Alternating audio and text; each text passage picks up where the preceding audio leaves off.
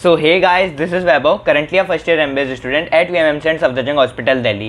So इस video में हम बात कर रहे होंगे कि नीट 2025 के लिए तुम्हारा टाइम टेबल कैसा होना चाहिए अगर तुम एक डमी स्टूडेंट हो। तो अगर तुम स्कूल गोइंग स्टूडेंट हो और चाहते हो कि मैं तुम्हारे लिए भी एक टाइम टेबल बनाऊं तो तुम मुझे कमेंट्स में बता सकते हो और इस वीडियो को आगे यहाँ पे कंटिन्यू मत करना या इसको छोड़ सकते हो तुम। So let's begin. सबसे पहले तो मैं एक चीज़ तुम्हें क्लियर कर दूं कि मैं जो टाइम टेबल यहाँ पे तुम्हें बताऊंगा वो बताऊंगा जिसे मैंने खुद फॉलो किया और जिसने मुझे सबसे ज़्यादा प्रोडक्टिविटी ला के दी थी और जिसको मैं काफ़ी टाइम से फॉलो कर रहा था। हो सकता है तुम्हारा कुछ अलग टाइम टेबल हो और अगर वो तुम्हारे लिए काम कर रहा है तो कॉन्फिडेंट रहो, तुम्हें ज़रूरत नहीं है कि तुम मेरा ये वाला टाइम टेबल फॉलो करो, अपने टाइम टेबल के साथ स्टिक कर सकते हो। शुरू मैं ऑनलाइन क्लासेस के साथ ही करूँगा। सबसे पहले मानते हैं कि शाम 4 बजे से तुम्हारी क्लासेस शुरू होंगी ऑनलाइन वाली, ठीक है। अब 4 से 8:30 9 बजे तक तुम्हारी क्लासेस चलेंगी। फिर तुम्हें क्या करना है, फिर तुम्हें 9:30 बजे के आसपास तक अपने जो भी नोट्स बच गए हों उन्हें कंप्लीट कर लेना है। इसके बाद क्या करना है, इसके बाद अपना डिनर कर लो, इसमें तुम्हें क्या हो जाएंगे 10 बज जाएंगे। इसके बाद तुम्हें क्या करना है कि कोई भी एक सब्जेक्ट जो तुमने आज पढ़ा उसकी नोट्स रिवाइज कर लेना है, जो उसमें क्वेश्चंस हैं उनको सॉल्व कर लेना है, उसकी डीपीपी लगा लेनी है। इसमें तुम्हें लगभग 2 घंटे लगेंगे, तो इससे तुम्हारे 12 बज जाएंगे।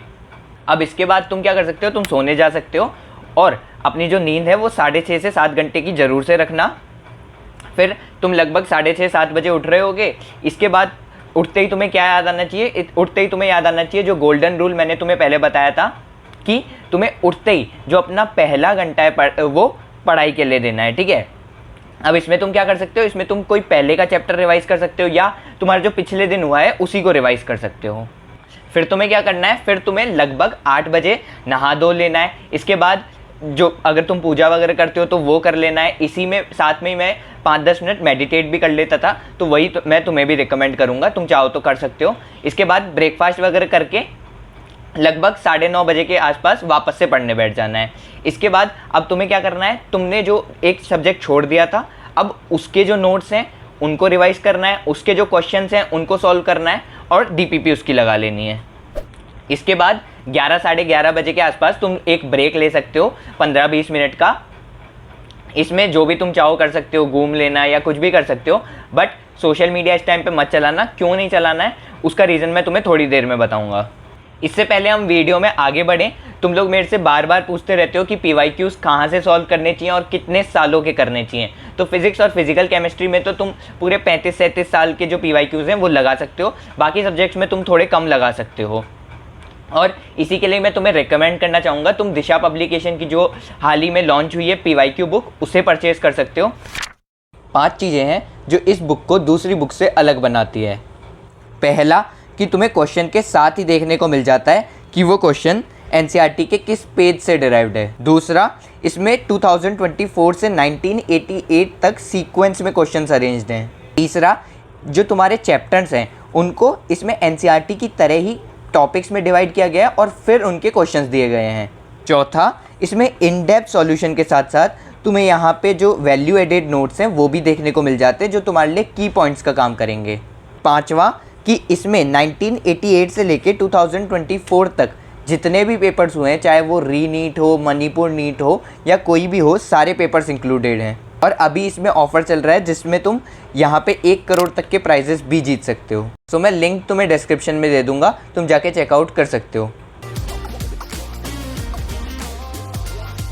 फिर वापस से तुम पढ़ने बैठ जाना। अब इस टाइम पे अब तुम्हें क्या करना है, अब तुमने जो अभी तक पढ़ा पिछले दिन से उसको तुमने कितना आया और तुम कितना उसको अप्लाई कर पा रहे हो वो देखने का टाइम है ये। तो यानी कि तुम्हें क्या करना है, क्वेश्चन सॉल्व करने हैं। अब इसमें तुम क्या कर सकते हो, मॉड्यूल सॉल्व कर सकते हो, PYQ सॉल्व कर सकते हो या फिर जो भी अगर तुम कोई बुक फॉलो करते आ रहे हो तो उसको सॉल्व कर सकते हो। अब तुम्हें जो क्वेश्चन प्रैक्टिस है वो 2 घंटे के अराउंड करनी है। तो अब अगर तुम लगातार नहीं कर पा रहे हो तो ऐसा कर सकते हो कि 1 घंटे तुमने क्वेश्चन प्रैक्टिस की, फिर 10 मिनट का ब्रेक लिया, फिर वापस से 1 घंटे क्वेश्चन प्रैक्टिस की। अब इसमें क्या होगा, इसमें तुम्हारे 130-140 हो जाएंगे। अब इसके बाद तुम अपना लंच कर सकते हो। अब लंच करोगे तो ऑब्वियसली तुम्हें थोड़ी नींद आएगी, इसलिए तुम एक 15-20 मिनट का नैप भी ले सकते हो यहाँ पे।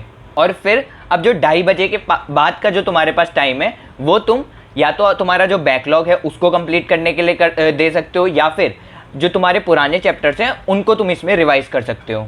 फिर अब 3:30 बजे के बाद तुम फ्री हो, अब तुम्हारी मर्जी है, तुम्हें जो करना है तुम कर सकते हो। तुम चाहो तो एक्सरसाइज कर सकते हो, चाहो तो यूट्यूब देख सकते हो, या अगर कहीं घूम आना है तो घूम आ सकते हो, तुम्हारे ऊपर है। या फिर तुम चाहो तो सोशल मीडिया भी यहाँ पे देख सकते हो। अब तुम्हें पहले मैंने इसलिए सोशल मीडिया देखने के लिए मना किया था बिकॉज अगर तुम वो 10 से 15 मिनट के ब्रेक में सोशल मीडिया देखोगे तो वो 10 मिनट का ब्रेक कब 20 मिनट का और फिर 30 मिनट का हो जाएगा, वो तुम्हें पता ही नहीं चलेगा।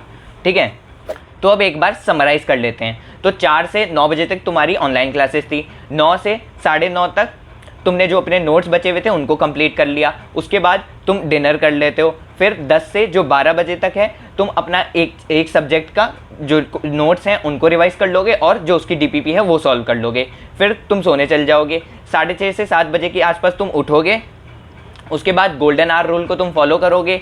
इसके बाद 8 बजे ही तुम नहाने चले जाओगे और जो भी ब्रेकफास्ट वगैरह करना है वो सब करके तुम 9:30 बजे फिर से पढ़ाई पे बैठ जाओगे। 9:30 बजे के आसपास फिर तुम्हें क्या करना है, जो अपना दूसरा सब्जेक्ट रह रहा था उसके जो नोट्स हैं उनको रिवाइज करना है, उसके जो डीपीपी हैं उनको सॉल्व करना है। ठीक है, फिर 11 साढ़े 11 बजे के आसपास तुम्हें ब्रेक लेना है। उसके बाद फिर से आके क्या करना है, फिर से जो क्वेश्चन सॉल्विंग है उस पर फोकस करना है।